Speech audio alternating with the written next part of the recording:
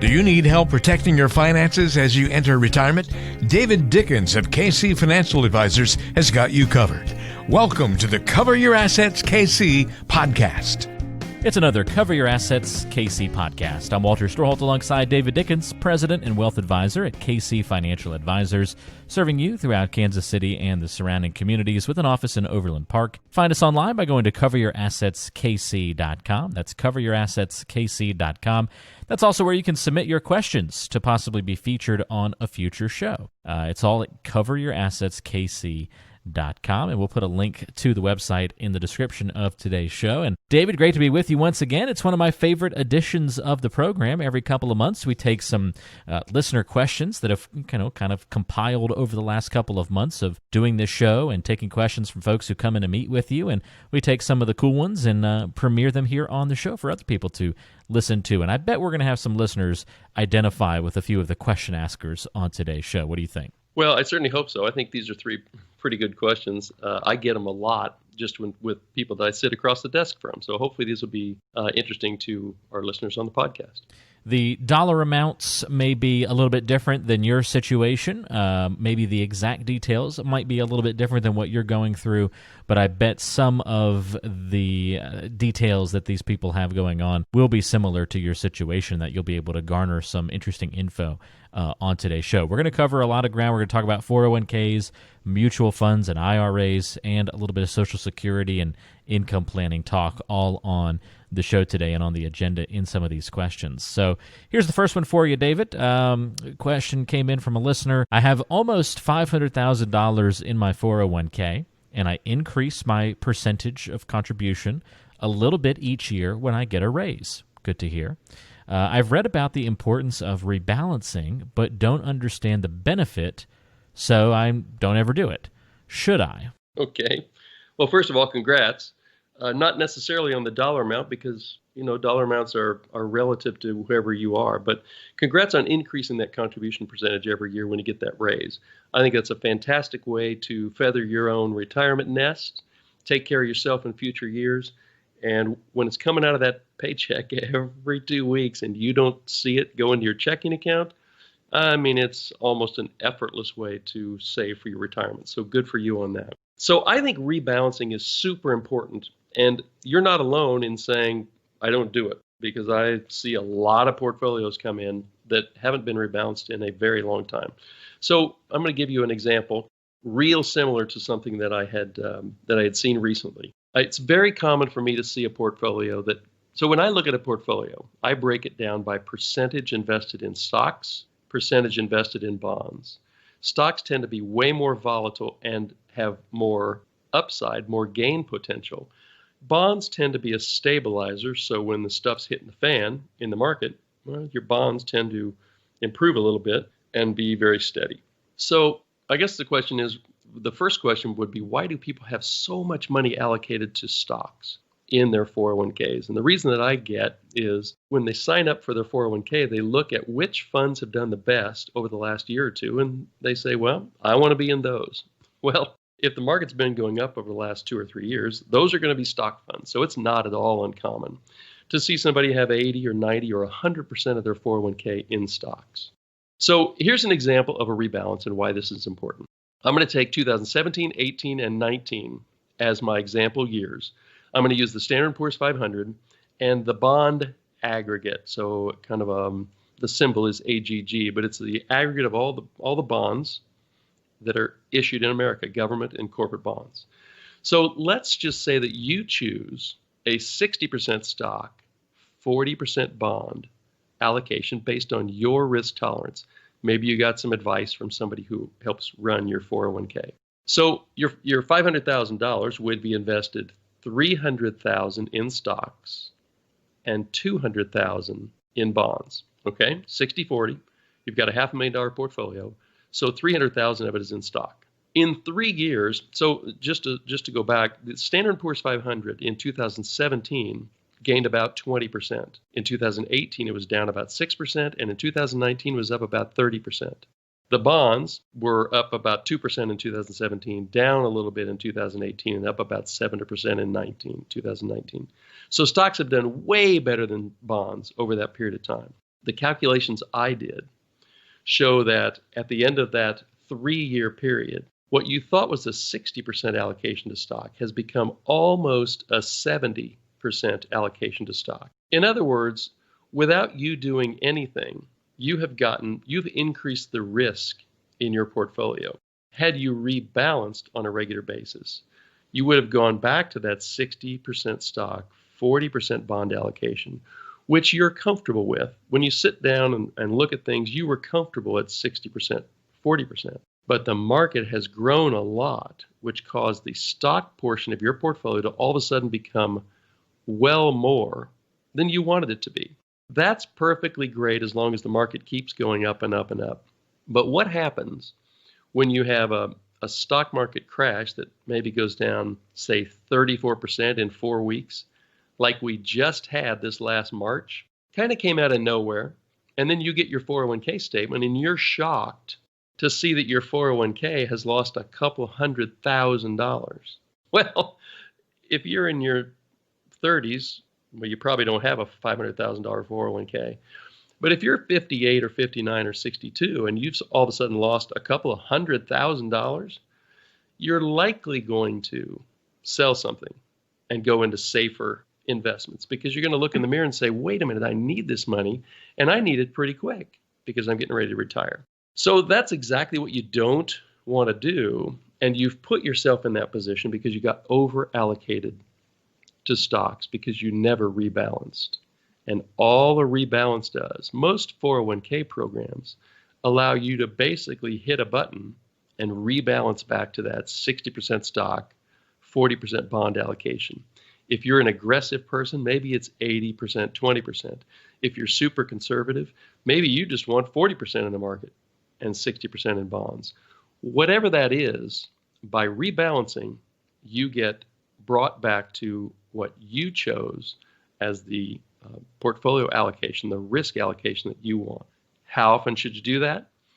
Well, if you have a 401k, I'd suggest that you rebalance semi-annually. You can do that on daylight savings time. You can do that on Christmas Day and June 30th, however you can figure it out for yourself. But you really ought to do that twice a year. If you've got an advisor that's helping you, hopefully they're doing periodic rebalances. But you should inquire, how often do you rebalance my account, and what's the process you do for that? And hopefully he or she is in the habit of rebalancing you at least a couple times a year. So fantastic question. Congrats on all you're doing, but make sure you do yourself a favor and start rebalancing that 401k at least a couple times a year. It's a great question. Yep. And rebalancing is an important topic to make sure that you get a decent understanding of, and some great questions there that people can ask their current advisor, David, if they aren't sure if they're rebalancing or not. Or if you manage your own financial plan, you essentially are your own advisor. So ask yourself those questions. And if you don't know the answers, it might be time to inquire further or get a new advisor. Fire yourself and hire an advisor to help you manage these things, because it's an important part of the process for sure. Here's another good listener question that's come in over the last couple of months. Again, you can go to coveryourassetskc.com to ask any of your questions that you might have on the show. I counted up the mutual funds in my IRA. I feel like you get this question probably every once in a while, David. You can tell where this one's going. And it looks like I have 33 different funds. Is that adequate diversification? So we had one buzzword of rebalancing. Now we've got another, mutual funds and diversification. That's always a big buzzword in the financial world. Yes. So this listener, I a lot of times refer to this as the illusion of diversification. So the Standard & Poor's 500 is actually pretty well diversified amongst 500 stocks. And if you get one that's position weighted, then you have 1/500th of your money in each of those stocks. So, Walter, have you? I'm going to use an analogy here. I hope is going to be helpful to our listeners. You've probably had an art class when you were in grade school or high school? Yes. Mm-hmm. My 7th grade art teacher. Now, I'm 62 years old, so this was a long time ago, but it made a big impression on me. So, Mrs. Garrett, she had a palette of colors, and she started putting, a red and a blue, and of course that makes purple. And as she added more and more colors, she'd get different colors. But once she added about 8 colors in, it just made black. Right. So the more you add in, the diversification you're trying to get actually turns into a big muddy puddle. And a perfect example of this is a couple of weeks ago, I was doing a portfolio analysis for somebody, and they had about a little over 20 mutual funds. But when I did the analysis, that portfolio had a correlation, a historic correlation to the S&P 500 of 1-to-1. So all of this perceived diversification ended up doing nothing except getting them right back to the S&P 500. Now, most listeners to this podcast would know that the studies have shown that most mutual fund managers do not beat their index. Yet, the average cost of a mutual fund is about a 1% expense ratio. And they charge you that while they're trying to beat the index that they just can't beat. So many or most index mutual funds charge about 90% less than that. So if you're going to end up with an index result, you may as well pay an index fee and save yourself some money. This listener has 33 different funds, and if we did an analysis of that, my guess is that what they have is a correlation that's extremely similar to the S&P 500. What I'd encourage them to do, you could probably get all the diversification you need by using 3 or 4 or 5 well-picked mutual funds. 33 just defeats the purpose. Now, if you're a really good do-it-yourselfer, then you should do a little bit of research and figure out, do I want to be in large cap growth? Do I think large cap value has value here? Do I just want to be in the S&P 500? Maybe I want a portion of mine indexed to an international basket of stocks. If you're a good do-it-yourselfer, you can do that and end up with 5 good picks, and you'll have all the diversification you need. If you're not a good do-it-yourselfer, there's probably somebody who advises people in your 401k on how to get the appropriate amount of diversification without being over-diversified in a silly fashion. If this is an IRA rollover and it's not in a 401k, do a lot of good reading if you're a good do-it-yourselfer. Find an advisor who can help you understand that if you're not a do-it-yourselfer. But by adding more and more funds, you're really not going to accomplish your goal. I really like, by the way, feel free to use this more in the future. I really like the paint analogy. That was a good one. That Mrs. Garrett. First time I've heard that one. And by the way, for anybody who's maybe feeling a bit sheepish because you thought the same thing about 33 different mutual funds would give you plenty of diversification, I thought the exact same thing when I first got into this whole world of financial planning and, talking to people like David and, doing this show and interviewing financial advisors. I would have asked that exact same question. I would have emphatically said, I know what diversification is. You need a whole bunch of mutual funds and stocks and you're good to go. So I'm right on board with that. I think it's a very logical thing to assume right out of the gate. It seems like it makes sense, right? But I think it's a great explanation, David, of how you end up with just everything turns into black paint instead of getting, different colors that you're trying to achieve with that diversification. So very good example. Last listener question to feature on today's show. We've covered some good ground already, from rebalancing to diversification. We just did an episode on Social Security, and here's a listener question that dabbles in the Social Security realm. Can you clarify, David, whether I can start my Social Security benefit and still earn an income or not? I've heard different things and am confused about my options. Yeah, so that's a really good question. I didn't cover that in any detail on last week's podcast, so I'm glad we got this question.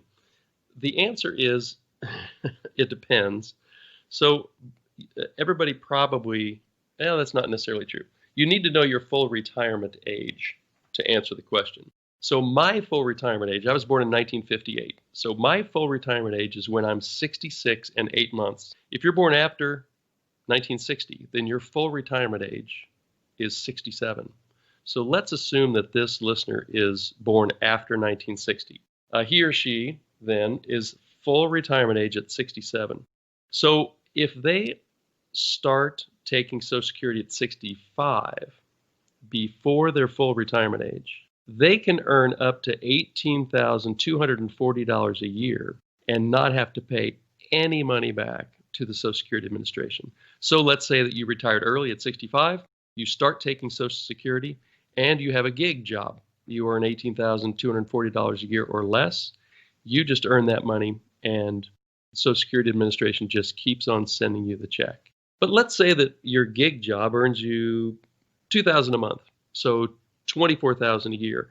That's $5,760 above what you can earn without having to pay some back.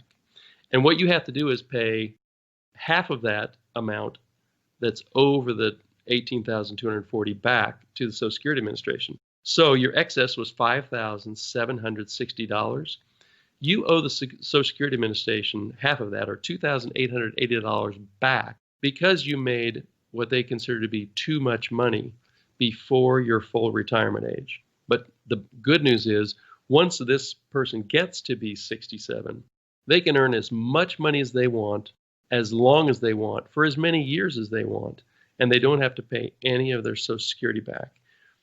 You might remember from last week's podcast, that was a change that was made during Bill Clinton's administration, where there used to be a test to say, are you fully retired? Now, once you reach your full retirement age, you can earn as much as you want in outside income, and it doesn't affect how much of your Social Security you get to keep. One other thing, it's a little bit down in the weeds, but in the year that you reach your full retirement age, it's not $18,240 that's the maximum. It's actually $48,600. So in the year that you reach your full retirement age, you can earn a good amount of money without it impacting how much of your Social Security you have to give back. That's helpful. Would you say that Social Security, diversification, rebalancing, the three questions from today's show, all pretty common topics that you're addressing in the offices of KC Financial Advisors? Those are super common topics. They're topics that, in my position, you can tend to take for granted that everybody knows those answers, but there's a whole lot of misunderstanding about each of those three. And so when I saw those as questions, I thought, fantastic. That's an entire podcast where I think our listeners, at least one of those ought to be a burning question in a lot of people's minds. So hopefully this has been really helpful today. Absolutely. Yeah, I hope so as well. If you have any questions about what we've talked about, or maybe have a question of your own, hey, David, you didn't talk about XYZ, whatever might be on your mind, you don't have to wait for us to one day feature the question here on the podcast. You can certainly reach out to David and the team and ask your questions at any time. If you want to get in touch, all you have to do is pick up the phone and call 913-317-1414. Again, that's 913-317-1414. Or you can go online to coveryourassetskc.com. Again, that's coveryourassetskc.com. That's your way to get in touch with us via the web. And you can ask your questions there online or schedule a time to meet with David and make sure that you're on the right track to get to and all the way through retirement. David, thanks for the help on today's show. Enjoyed the guidance and the assistance, and always love when we get the opportunity to answer these kinds of questions. We cover a lot of ground, and thanks again for your advice and guidance. Yep, my pleasure. I'll look forward to next time, Walter. Have a good one. That's David Dickens. I'm Walter Storholt. Thanks for listening. Hope you are well. Thanks for tuning into the show, and we'll talk to you next time on the Cover Your Assets KC podcast. Investment advisory services offered through Brookstone Capital Management, LLC, BCM, a registered investment advisor. BCM and KC Financial Advisors are independent of each other.